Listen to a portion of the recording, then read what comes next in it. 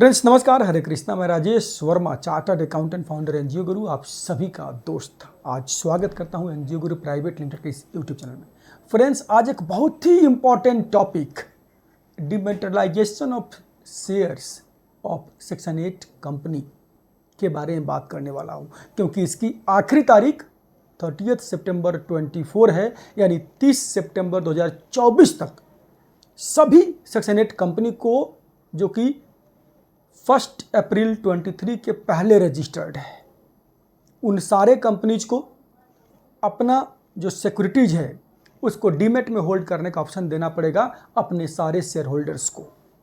तो फ्रेंड्स इस टॉपिक के ऊपर पूरा डिटेल्ड एनालिसिस मैं करने जा रहा हूं। हर एक बिंदु को, हर एक पहलू को मैं कवर करूंगा, तो वीडियो को पूरा अंत तक जरूर देखिएगा। और इस वीडियो को हम 2 पार्ट में अपलोड करेंगे, तो आपको first part and second part दोनों पार्ट देखना पड़ेगा। तो आप सभी को नमस्कार करके करते हैं वीडियो की शुरुआत।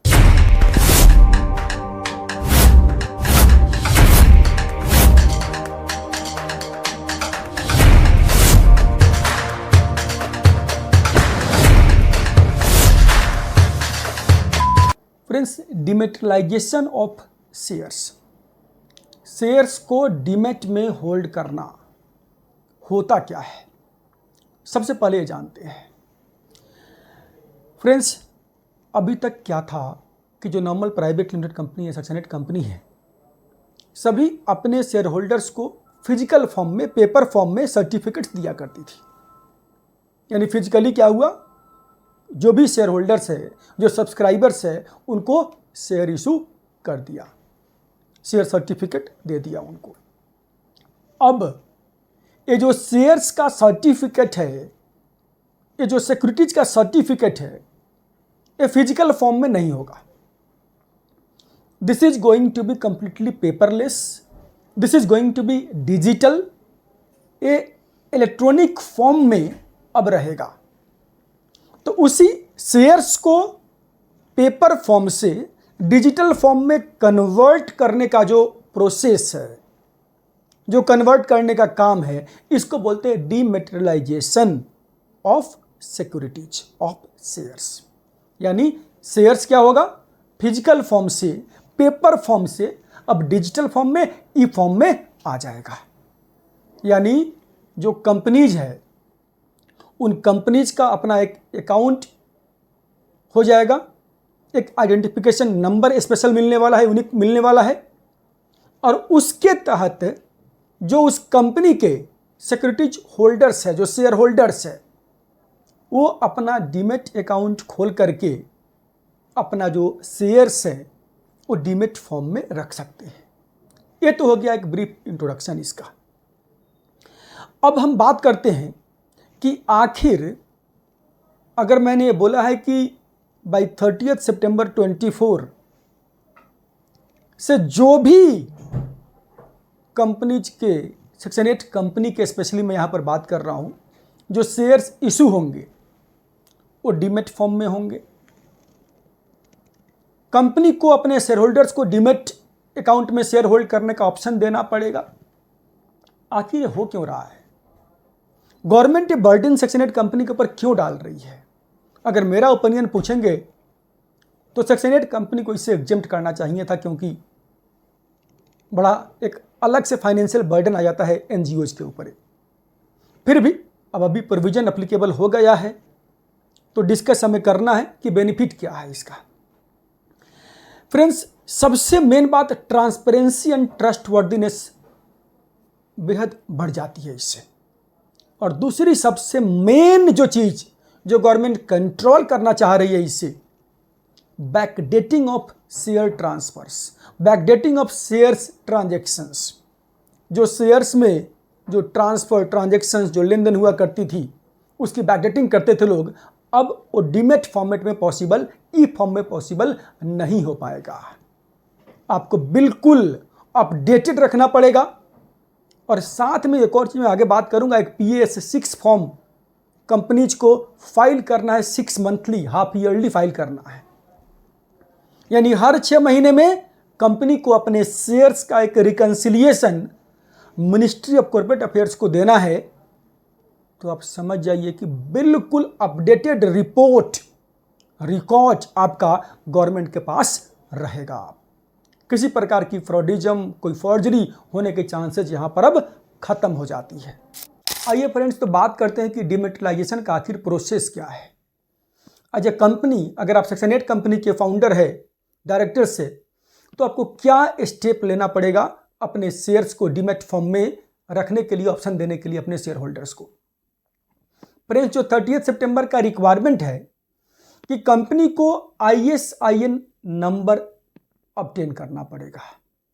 इंडिया में शेयर्स को डीमैट फॉर्मेट में रखने के लिए 2 डिपोजिटरीज हैं, CDSL और NSDL, central depositories services limited and national securities depository limited.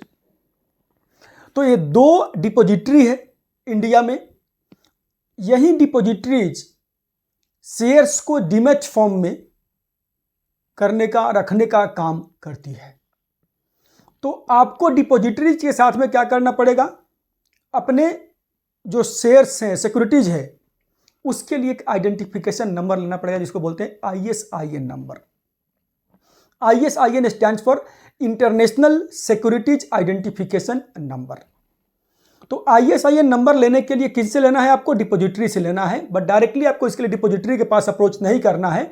आपको जो उनके RTA होते हैं, रजिस्ट्रार एंड ट्रांसफर एजेंट्स, तो जो आपके आसपास के जो भी RTA है, उन RTA से आप कनेक्ट करेंगे। RTA को आप डॉक्यूमेंट्स देंगे और RTA आपके डॉक्यूमेंट्स को फॉरवर्ड करेंगे, एप्लीकेशन को फॉरवर्ड करेंगे डिपोजिटरीज के पास, और डिपोजिटरीज से कम्युनिकेट करके बाद में एक ट्राई पार्टी एग्रीमेंट साइन होगा कंपनी के बीच में, RTA के, और जो डिपोजिटरी आपने चूज किया है, NSDL और CDSL, दोनों भी में से कोई भी चूज किया है आपने, तो दोनों में से कोई भी एक के पास जाना है आपको। तो तीनों को मिलाकर के क्या होगा, एक ट्राई पार्टी एग्रीमेंट साइन होगा, और डिपोजिटरी कंसर्न जो है आपको एक ISIN नंबर आपके क्लास ऑफ शेयर्स के लिए अलॉट कर देगा। यहां पर 2-3 बातें आपको इंपॉर्टेंट है जो ध्यान रखना है। Number 1, before you apply for ISIN, आपको अपने आर्टिकल्स ऑफ एसोसिएशन में इंश्योर करना है कि वहां पर प्रोविजन है आपको आपके कंपनी का शेयर्स डीमैट में रखने का।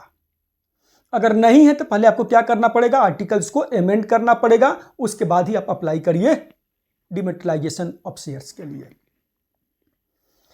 सेकेंड बात यहां पर यह है कि 2 डिपोजिटरी है, NSDL और CDSL। आपको दोनों के पास नहीं जाना, किसी भी एक के पास जाकर के आपको अपना शेयर्स का डिमेटलाइजेशन का फॉर्म जो है वो सबमिट करना है। और तीसरी सबसे इंपॉर्टेंट बात यहां पर यह है कि जो ISIN नंबर है, that is for a class of shares. Suppose आपके कंपनी में 2 टाइप के शेयर हैं, इक्विटी है, प्रेफरेंस है, डिवेंचर्स है। तो अकॉर्डिंगली क्या करना पड़ेगा, आपको हर क्लास ऑफ सिक्योरिटीज के लिए अलग अलग ISIN नंबर लेना पड़ेगा। एक नंबर मतलब कंपनी वाइज नहीं है, ये नंबर जो है सिक्योरिटी वाइज है। और जो 30 सितंबर 24 है, ये ISIN नंबर ऑब्टेन करने के लिए आखिरी तारीख है। ऑब्टेन करके the company has to intimate to its share holders that your company has got ISIN number, now you can convert your shares into demat form. अब शेयर होल्डर के पास option है, वो डीमैट में कन्वर्ट कर सकते हैं या फिलहाल इसको फिजिकल फॉर्म में भी रख सकते हैं। बट आपको एज ए कंपनी आपको ऑप्शन देना पड़ेगा ISIN नंबर ऑब्टेन करके बिफोर 30 सितंबर 24। अगर आपकी कंपनी 1 अप्रैल 23 के पहले रजिस्टर हो चुकी है तो। आइए फ्रेंड्स, अब बात करते हैं ब्रीफली कि क्या प्रोसीजर है। सबसे पहले आपको देखना है कि आपके कंपनी के ऊपर अगर ये एप्लीकेबल है प्रोविजन, रूल 9 भी एप्लीकेबल है, यानी आपकी सेक्शन 8 कंपनी जो है 1 अप्रैल 23 के पहले रजिस्टर हुई है, तो आपको इमीडिएटली एक बोर्ड मीटिंग होल्ड करना पड़ेगा। और बोर्ड मीटिंग में डिसाइड करना पड़ेगा अगर ऑल्टर करना है आर्टिकल तो उसके लिए EGM करने के लिए, और वहां से आर्टिकल अमेंड करने की पूरी प्रोसेस आप फॉलो करेंगे। नहीं तो आप बोर्ड मीटिंग में ही ऑथोराइज कर देंगे किसी डायरेक्टर को RTA सेलेक्ट करना और RTA से आगे का प्रोसेस करने के लिए। उसके बाद आपका नेक्स्ट स्टेप आता है कि RTA को अपॉइंट करना। थर्ड प्रोसेस आता है डॉक्यूमेंट सबमिट करना, फी पेमेंट करना। फोर्थ स्टेप आता है आपका एग्रीमेंट साइन करना। और फिफ्थ आपका ISIN नंबर जब मिल जाएगा, then the sixth step is आपको अपने शेयर होल्डर्स को, अपने मेंबर्स को कम्युनिकेट करना है कि yes, now you can convert your shares into demat format. Friends, एक और इंपॉर्टेंट बात कि आखिर फीस कितना है। यहां पर ISIN नंबर ऑब्टेन करने के लिए जो फी है 15,000 रुपीज का ज्वाइनिंग फीस लगेगा आपको। दोनों में से किसी भी डिपॉजिटरी के पास आप चले जाइए, दैट फी इज इक्वल। ₹10,000 का आपको सिक्योरिटी डिपॉजिट जमा करना पड़ेगा। और जो RTA का फीस है वो डिपेंडिंग अपन कि आपकी शेयर कैपिटल कितना है वो वैरी करेगा। वो RTA का फीस आपको, एनुअल फीस आपको जमा करना पड़ेगा। और जो भी प्रोफेशनल से के थ्रू अगर आप कम्युनिकेट करते हैं तो जो उनका प्रोफेशनल फीस होगा, चार्जेज होगा, that also you have to pay. तो ये तो हो गया आपका तकरीबन 30-40 हज़ार रुपये का खर्चा हो गया आपका कंपनी को ISIN ऑब्टेन करने के लिए।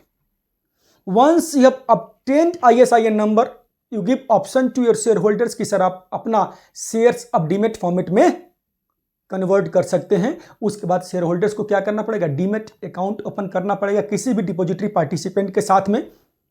और उसके बाद में अपने शेयर्स को उनको कन्वर्ट करना पड़ेगा फिजिकल शेयर से डीमेट फॉर्मेट में। तो ये तो सर रिक्वायरमेंट हो गया पूरा कि किस प्रकार से पूरा प्रोसेस आपको कंप्लाई करना है। अब सवाल ये आता है, आप बोलेंगे कोई बात नहीं कंप्लाई करते हैं क्या हो जाएगा।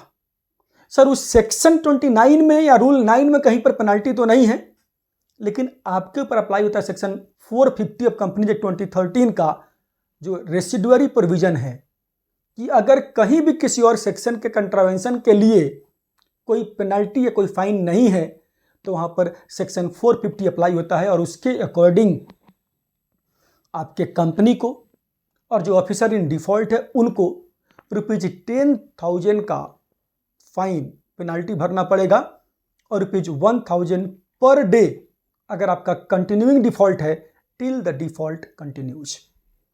Maximum penalty can be, maximum fine can be ₹2 lakhs for companies and ₹50,000 for directors.